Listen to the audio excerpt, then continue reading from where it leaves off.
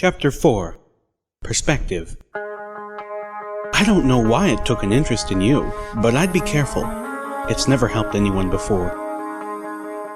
Stupid! A blast of lightning fired past me, shattering an old clock at the back of the overview office I was cowering in. The Wasteland survival guide was full of all sorts of helpful tips. Scavenging guides, a whole chapter on mines, and more. And then there were some not-so-helpful ones. After having read the chapter on making pre-war Earth pony technology work for you, my first thought when I came across the ruins of iron-shod firearms was to take a peek inside and see if there was any technology I could make work for me. Instead, I got myself trapped in a maze full of ponicidal robots and automated turrets, fleeing until I managed to back myself into a corner here in an office box high above the factory floor. Almost out of ammo. If I hadn't found that medical box in the employee bathroom, I would have died trying to get across the second floor. How could I possibly have been so very stupid? Below, 3 of those robots were rolling about, looking for me. They were tracked things, built to somewhat resemble ponies, with clear domed heads that housed real brains. I refused to think that the ponies who built them might have used other ponies' brains in the construction. The thought was just too horrible. Even doing that to an animal's brain was awful, and clearly, 200 years of continuous operation had done nothing for their sanity. Come on out! We only want to kill you for trespassing. Case in point. The fact that the voice sounded like a young filly, despite being clearly artificial, just made them that much freakier. Fortunately, the railings on the catwalks leading up to this office were too narrow for the brainbots to get up here. A much deeper, authoritative voice boomed across the room. Surrender in the name of the Ministry of Technology, Zebra scum! I cringed behind a line of metal filing cabinets as the room filled with a rush of flame. Unfortunately, the same could not be said for the other type of guard robot I'd crossed paths with in here. The multi-limbed things looked like giant metal spiders. Many of its arms seemed to end in weapons, including a buzzsaw and a flamethrower. And worse, the damn things could fly. I slipped both of my grenades out of my saddlebags and waited until the flames died away. The metal cabinets were beginning to get unpleasantly warm against my back, and the heat in the air seared my lungs. The second the flamethrower cut off, I turned my head around the corner and levitated them both right up to the metal monster, pulling out the stems on the way. The moment it saw me, the robot raised a pulsing green weapon that looked like a unicorn's horn. Eldritch fire erupted from it, shooting past me close enough to singe my cheek. The blast struck an old fan sitting on the desk behind me. It glowed green for a moment, then melted. I ducked back as I dropped the grenades. The explosion rocked the office. I heard a fearsome twang as part of the catwalk outside gave. Looking back, the robot was in a non-functional heap. The walkway outside was still mostly intact, but sagging badly. I wasn't sure it could hold my weight. Stripping what I could from the fallen spider bot, I considered my options. I couldn't stay up here forever. If I moved very fast, I could run the walkway without the brainbots below getting me. Their weaponry did not seem very accurate, but the first few yards of the catwalk had partially torn free, and sagged alarmingly. The more I looked at it, the less I wanted to put a hoof on it. I'd never tried levitating myself before. In theory, it should work, but I'd never seen a pony do it. Focusing, I tried. I could feel the glow from my horn stretch out to envelop my entire body. Brighter it glowed as I tried to lift myself. I was shining like a dozen lanterns when I felt my body lift, just slightly, from the ground. I was sweating. This was as far as I could go, but I was doing it. Now one step forward, and another, and another. I was halfway across when the brainbots started firing lightning in my general direction. One of the bolts struck the catwalk, arcing along it. I felt very lucky I wasn't actually touching it. But I was almost spent. Ahead of me, the catwalk stopped right before the huge windows that let twice-filtered sunlight, once by the clouds and once by the dirty glass itself, onto the factory floor, supplementing the light from the heavy fixtures hanging above. The catwalk shot off in both directions, running parallel to the wall. One was the direction I had come from. The other led to a door which had been locked. Only that door didn't have a lock to pick. Instead, it could only be opened by a command from a terminal. Another shot of lightning missed cleanly, shooting through one of the shattered windows of the observation office and frying the terminal I had just used. not 5 minutes ago, to unlock said door. It was a lot of metal catwalk, and the damn bots beneath me shot lightning. I grunted with the effort that kept me aloft, feeling my vision darken at the edges. I had to stop or I'd pass out, and that would be the end of me. Releasing the magic, I dropped onto the catwalk. It wavered, but held. I let go of a breath I hadn't realized I was holding, and started to gallop. Don't run. We want to be your friend. More blasts. I tensed, expecting to feel paralyzing electricity rip up my body, starting at my hooves. Instead, I heard a crash, a loud pop, and a twang from somewhere above. Looking up as I ran, I saw that one of the bolts had hit the hanging lamp above, causing its softly buzzing light to explode. And that, freakishly, was the last straw. It snapped loose from the badly aged, cracked ceiling above and swung down, crashing onto the catwalk behind me. The whole walkway shook. And then a section behind me tore away with a rending scream of abused metal. Oh, fuck me with Celestia's forehooves! I'll admit, my repertoire of colorful descriptions had grown more profane from my experience with the raiders. But as I galloped down the walkways at heart-tearing speed, trying to keep ahead as the sections of catwalk began to fall onto the factory floor like a thunderous, lethal game of dominoes, I felt the sentiment entirely appropriate. I was almost to the door when the metal walkway dropped out from beneath me. I threw myself forward, carried only on momentum, and caught the final section with only my forelegs. I hung there, my hindhooves dangling several stories over an ancient rifle assembly line that had been crushed by the fallen catwalk. I struggled, trying to inch myself up. I used my magic to try to tug on my saddlebags and drag myself forward. My heart was pounding. I fought to keep my visions of falling from dominating my imagination. Tried not to think of my back breaking as I landed on the conveyor belt below. At least the damned brain bots weren't shooting at me anymore, having scurried for cover. It seemed to take forever, but inch by inch I pulled myself onto that final section of catwalk. It wobbled threateningly beneath me, sticking out from the wall like a diving board, held in place by bolts that wiggled in widened holes. Cautiously, I got my hooves under me and stepped lightly towards the door. A blast of lightning hit the catwalk, shooting up my legs and sending me into painful convulsions. I collapsed, shaking, on the walkway, my mane and tail hair standing on end. The walkway responded with a metallic cry and tilted several inches, threatening to dump me into the gulf below. I struggled shakily to my feet.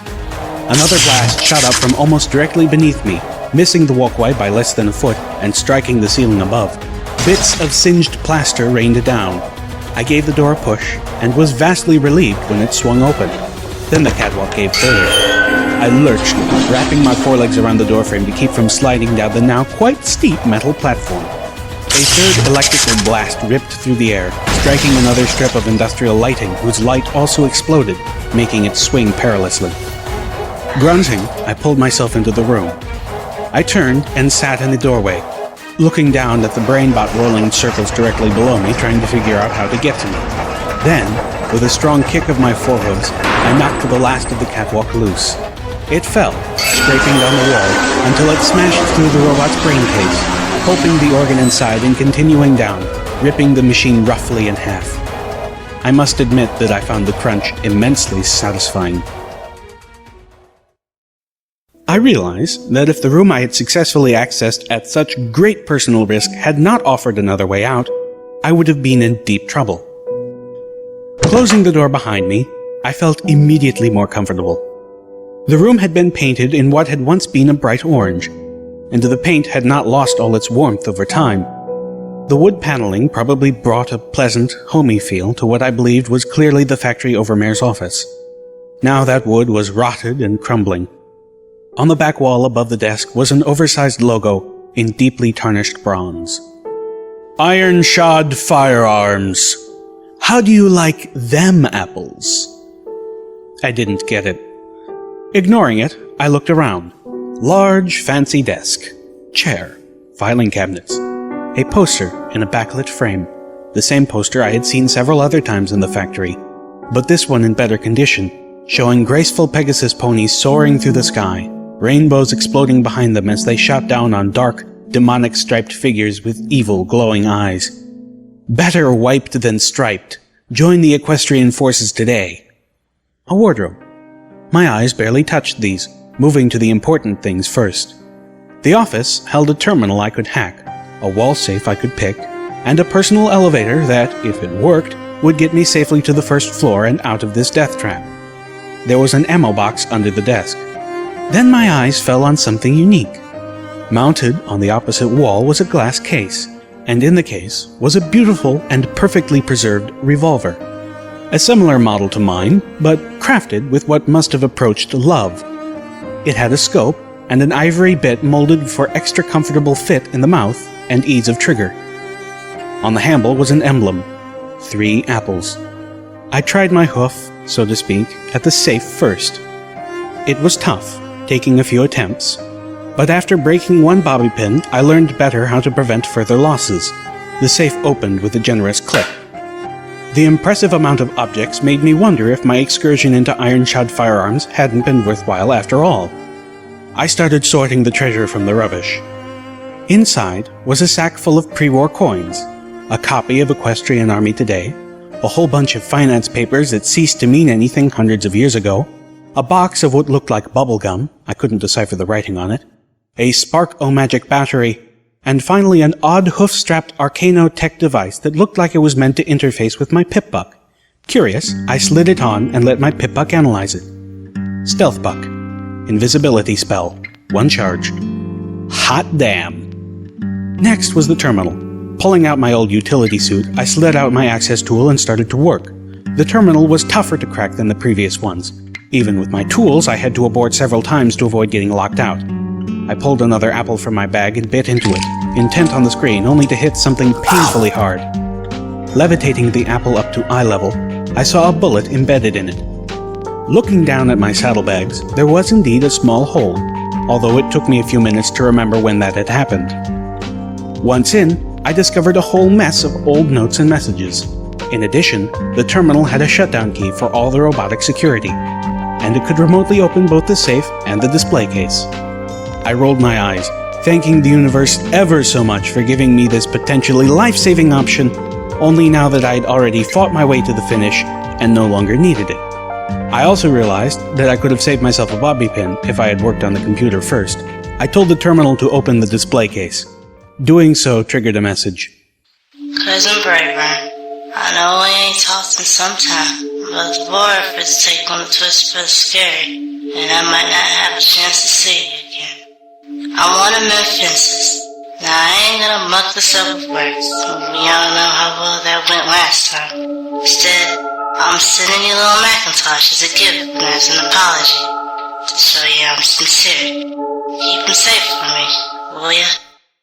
The accent was very much like that of the voice I found on Velvet Remedy's Pip-Buck, although this time it was clearly not from the same pony. But it was the earnest tone of the recording that made me pause. 200 years ago, some pony had given this gun as a token of apology and as an effort to reconnect with family. And that some pony's cousin had done just as she asked, preserving the weapon for generations after his own death. I wasn't going to leave it here, untouched by any pony until the building collapsed on it, but when I took it, I removed it respectfully. All that was left was going through the rest of the office. The ammo box held bullets for a little Macintosh, and not a shy amount. In the wardrobe, I found some old maintenance suit that I could use to repair the holes in my own utility barding, and other garments that I left behind. Eventually, I turned to the elevator and pushed the button. Nothing. Of course it didn't work. The wasteland just couldn't give me a break. Pulling out my tools, I opened up the side panel and tried to figure out what was wrong and if I could fix it from here. To my great relief, I could. The elevator proved to be in impressive condition, particularly considering the rest of the building. But the battery for the interface was dead. As Celestia's mercy would have it, there had been a replacement in the safe. One swapping of batteries later, I was on my way. As the doors slid shut, the thought crossed my mind. Macintosh? Wasn't that... I trotted between the collapsed buildings that littered the area around iron-shod firearms, not having any particular direction to go. Aimless. I hadn't found any signs of civilization... civilized civilization, mind you. I had kinda given up on finding Velvet Remedy. For now, I was satisfying myself with random exploration, although that had just proved exceptionally dangerous.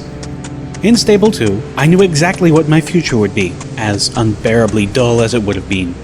Out here, in the huge open outside, I was struggling with just the opposite. I never considered that having an assigned place might be just as much a relief as it was a burden. My ears perked at the sound of overwrought, triumphant music. I watched as a Sprite Bot floated down a cross street. Running up to it, I drew myself around in front of it. Watcher? It just floated by. I dashed out in front of it again. Hello? The music just kept playing. I waved a hoof right in front of its lack of face. It danced around to me and kept going. Well, that was helpful. I picked a random direction and started trotting again. I thought of Watcher's advice. Armor, check. Weapon, double check. Guidance? I looked back at the iron-shod building. A bit iffy, but check. Friends? It's kinda hard to make some friends when there doesn't seem to be any pony around.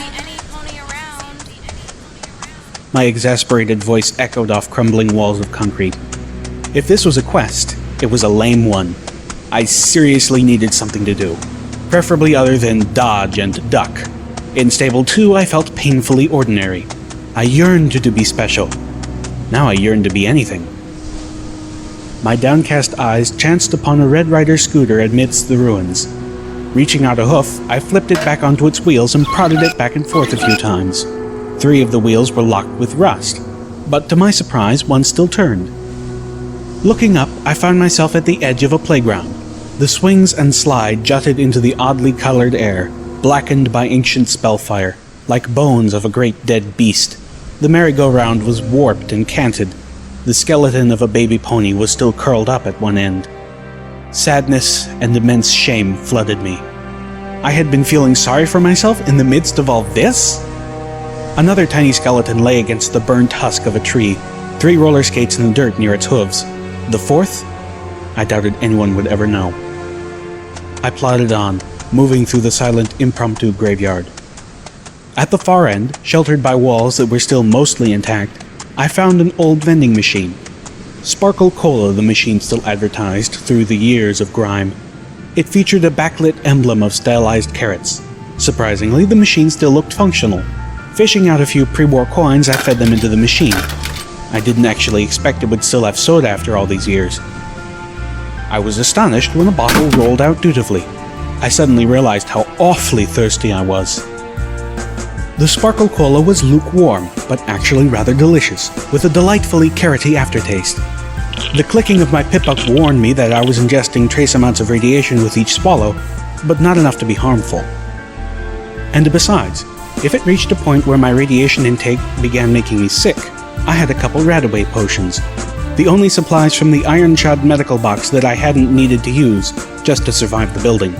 I spotted a bench just around the side of the building and decided to take a load off my legs, possibly read some of the Equestrian Army Today book I had picked up. As I turned the corner, my gaze fell upon an old, torn poster affixed to the wall.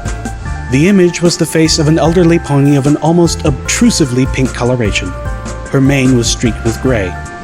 On some ponies, gray hair makes them look distinguished. On most, it just makes them old. Hers made her look like she was a candy cane. Her eyes were huge, staring. I could swear, poster or not, that she was looking right at me. Some pony had ripped the poster right through the middle. I had no idea what her expression was supposed to be, but I couldn't help but feel like I was doing something wrong. Bold words above and below the image, now deeply faded, announced, "Pinkie Pie is watching you forever." There were additional words beneath, very tiny, so small and faded that I had to lean close and strain to read them. A happy reminder from the Ministry of Morale. I stepped back, tilting my head as I looked at the poster again. What's the Ministry of Morale? Watcher's voice erupted from over my shoulder, making me jump high enough my horn whacked the ceiling. Another well-meaning idea that was so much better on scroll. I gasped, willing my heart to beat regularly again, and felt a fleeting empathy with Sawed-Off. The Sprite Bot was hovering right next to me. Celestia, those things were silent when they weren't playing music. Are you trying to give me a heart attack? Oh, sorry. I gave the flying orb a glare. I forgot about the bench and started walking, trying to enjoy the rest of my Sparkle Cola. The Sprite Bot followed. I see you've got some armor. The mechanical voice seemed hesitant. I didn't ask why. Watcher either didn't care enough to explain, or thought better of it. Maybe the fact that I was walking through the equestrian wasteland in an outfit coated inside and out with drying blood gave it pause. I could probably go up to any stable pony and go, I am evil, bad, nightmare pony. Rawr! And, even despite my size, they would take one look and flee. I sipped my cola and wished desperately for someplace decent to bathe. Problem was, any water clean and radiation-free enough to take a bath in would be too precious to pollute. One of my canteens was empty, and the second nearly so. Maybe the reason you're having trouble finding your place is that you haven't discovered your virtue yet. The Watcher offered out of thin air. I stopped. What? How did you know? Oh, never mind. What do you mean, my virtue? Well, The flying ball began. the greatest heroes of Equestria, ponies with lifelong bonds of unbreakable friendship and strength, were each known for exemplifying one of the great virtues of pony kind. Kindness, honesty, laughter. Laughter is a virtue? I asked dubiously. Roll with me on this. The Sprite Bot continued without breaking stride. Generosity, loyalty, and magic. They really didn't know themselves, or each other, until one pony came to realize that her friends represented these virtues, and together, they grew to live by them. Now, I'm not saying those are the only virtues. They are just a Now the bot paused as if searching for words. particularly important set.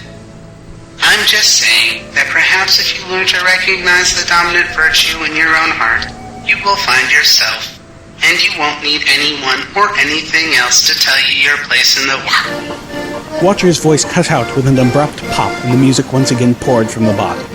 Brilliant. I watched as the Sprite Bot slowly sailed away. Well, if that wasn't a load of pony pies, I didn't know what was. Finishing my soda, I tossed the empty bottle amidst a pile of others. Empty bottles littered the equestrian wasteland like weeds. A new thought was occurring to me. About Watcher. The Wasteland Survival Guide had to be written after the mega spells rained down. Long after, considering its sound advice on scavenging. So that book wouldn't have been in Ponyville Library as part of the original pre-war library. It found its way there later. From the lack of being burned, defaced, or covered in blood, I was guessing recently.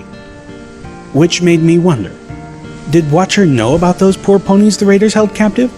And if so, is that why I was talked into going there? Was I manipulated into walking into that horror because Watcher hoped I would free them? I couldn't be sure. And considering that Watcher saved me, I should give the benefit of the doubt. But I couldn't help the niggling sense that Watcher had played me. And I don't like being tricked. My ears perked as the music stopped again, replaced by a voice. But this wasn't Watcher's voice. This was some pony else. This voice wasn't metallic. It was the voice of a smooth male pony with a greasy charisma. Friends, ponies, rejoice. Although the world around you is bleak, scarred, and poisoned by the war of honorless, thoughtless, inferior ponies of the past, we do not have to live in the shadow of their greed and wickedness. Together, we can raise Equestria back to its former beauty. Together, we can build a new kingdom where all live together in perfect unity. It's already happening, my good ponies. Already the foundation for a new and wonderful age is being built. Yes, it is hard work, but don't we owe it to ourselves and to future generations of ponies to be better? No, to be the best we can possibly be. I'm telling you now, as a friend, as your leader, that we can, we must, and we will. What in a fever dream was that? The music had resumed, not popping back in the middle of a song like when Watcher seized control of a Sprite Bot, but at the beginning of a new song, like this was how the bot was supposed to work. Wait, ponies have a leader now? That was serious news to me. As far as I could see, we didn't even have a country. Hell, I'd settle for a town. Even just a few shacks built within vague proximity of each other, so long as they had ponies living in there in peace, or as close to peace as the wasteland allowed. If we had a leader, we had to at least have one town, right? Trotting faster now, I found a ruin with enough intact stairs for me to get up to what was left of a second floor. I brought out the binoculars and looked about. Sure enough, in the distance, I saw smoke. Enough plumes, close enough together, to suggest some sort of settlement. I prayed to Celestia that the smoke was from cooking fires, not raiders burning into the ground. There was a path leading out towards the settlement. That would keep me from losing my way. And there was movement on that path. My horn glowed as I focused the binoculars, bringing a small group of ponies into view. 2 of them were pulling a heavily laden wagon. A young pony rode on its back, apparently talking with 2 others who were guiding equally burdened 2-headed beasts. The group was headed towards me, away from the theoretical town, but they didn't look like they were fleeing, and none of them were wounded, all of which I took for a good sign. A very good sign indeed. I looked up into the thick, broiling clouds, up to where the disk of the sun made a brighter spot in the cloudy ceiling, and sent a prayer of thanks to Celestia. The path wasn't a road, exactly. Rather, it was a long, arcing swath cutting through the equestrian wasteland. 2 parallel metal lines reinforced with badly aged cross planks of wood. Half an hour back, it had crossed over a gully on a rickety bridge. After my fun with catwalks, I chose to brave the gully rather than put my hooves on something else that was surely holding off its inevitable collapse until it could take me with it. It turned out to be a good decision, despite the wounds. The gully had been home to a bunch of large, bloated pig things with extremely nasty front teeth. One of them got a hold of my left hind leg, biting clean through my armor and cutting a deep gash. Little Macintosh is neither quiet nor subtle. A single shot from that sweet little gun tore the head clean off the pig thing attacking me, and it fired quickly enough that I was able to slay the 3 others before my targeting spell ran out. Beneath the bridge was some ponies' camp. It had a long abandoned feel to it, but there were scattered supplies, including a few cases of shotgun ammo, a single can of food amidst a litter of tin cans, magical fruit, the label boasted, but it just turned out to be beans, and a locked medical box. I picked the lock easily, finding a healing potion which I swiftly drank, breathing a sigh of relief as the nasty gash mended gently, the pain ebbing away. There were magical bandages, nowhere as powerful as a potion but good for flesh wounds, and a box of... mints? Mintles! Refresh your mind and your breath! I had been surprised to see a smiling zebra on the front of the box, the first depiction of a zebra I'd seen that didn't look like a storybook villain. Now I figured I was over halfway to the settlement, maybe 2/3. I tried to keep myself from imagining what I would find. A whole city of civilized and happy ponies, maybe. I didn't want to set myself up for a letdown. Even a few shacks. I told myself. I picked up the pace of my trot. I heard a gunshot in the same instant that I felt a bullet tear clean through my right hind leg, and another clang off the metal casing of the sniper rifle strapped to my back. I screamed in agony, collapsing to a skidding halt on the rocky ground, clutching at my hind leg. I was bleeding profusely through the hole torn through it. The bullet missed the bone, and I could tell that sickeningly because I could see it. I tossed my head back and screamed again. Desperately, I dragged myself around a large mound of rocks, trying to take shelter from a shooter I never saw. Focusing as much as I could through the terrible pain, I pulled the magic-laced medical bandages from my pack. I tried wrapping my bleeding hind leg, but the bandages were meant for cuts and gashes, not gaping holes. It was soaked with blood and sliding off almost before I had finished wrapping it. I tossed the bandage and tried again, this time pulling the bandage much tighter. It, too, soaked bright red, but at least it stayed. Shaking with fear and pain, knowing from the sudden chills that my body was going into shock, I looked up and tried to spy the pony who'd attacked me. I looked all around, but no one was there. And there wasn't a whole lot of cover to be hiding in. These hills of dirt and rock were mostly barren. I felt like my heart swallowed an ice cube when the image hit me that there was a pony out there with a stealth buck. She could be right next to me, pointing her gun at my head, and I wouldn't even know. But then I looked upward, and there in the sky was a rust-coated Pegasus pony with an orange mane under a black desperado hat, and what looked like 2 rifles, one strapped beneath each wing. The pony had just finished circling back and was aiming right at me.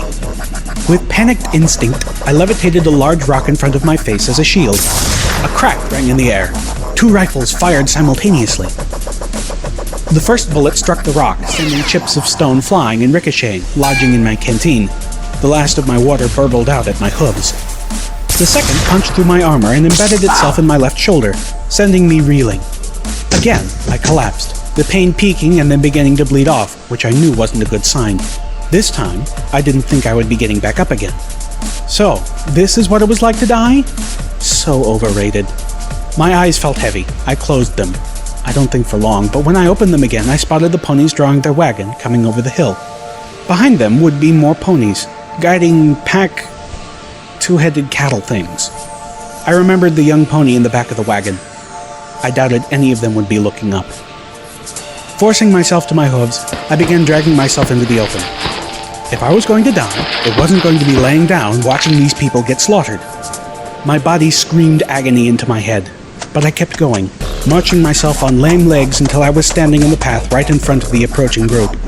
Turning and focusing through the hammering in my head, I lifted little Macintosh into the air and pointed it at the rust-colored Pegasus, who had whipped back around and was again flying right at me. I stood directly between him and the travelers. My vision was blurry from tears and trauma. I wasn't sure, even with Sats, that I could hit him, and I stood no chance against his aim. He was an amazing shot. Technically, he hadn't missed me yet. Putting every ounce of me into it, I growled as menacingly as I could, and hoped that a pony who had survived 4 shots would be mistaken for a pony to be reckoned with. Shoot at me all you want, but if you attack that family, I will end you. To my surprise, the Pegasus's eyes widened, and instead of firing, he backflipped his wings, coming to a halt in front of me. Whoa, Nelly. Levitating little Macintosh was getting really hard. I'd lost all feeling in my shot leg and fell onto my haunches without realizing. I ain't the one attacking that caravan. You are. What? Black was seeping into my vision from all sides. My head was swimming. The conversation wasn't making any sense. But at least he was conversing rather than killing me. Weakly, Not attacking. You shot me. Well, of course I shot you. I see a raider coming at a caravan, I'm gonna perforate her till she ain't moving no more. the rust-colored pony glared at me. Then, with a strangely proud look, It's my policy.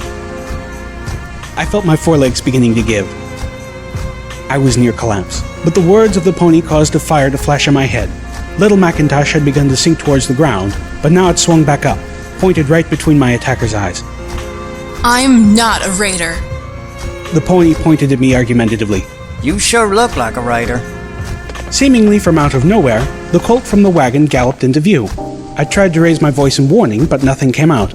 The blackness fighting to overtake my vision finally won, and I collapsed, sinking into what felt like a deep sleep. The last thing I heard was the Colt whinnying, Calamity, what have you done?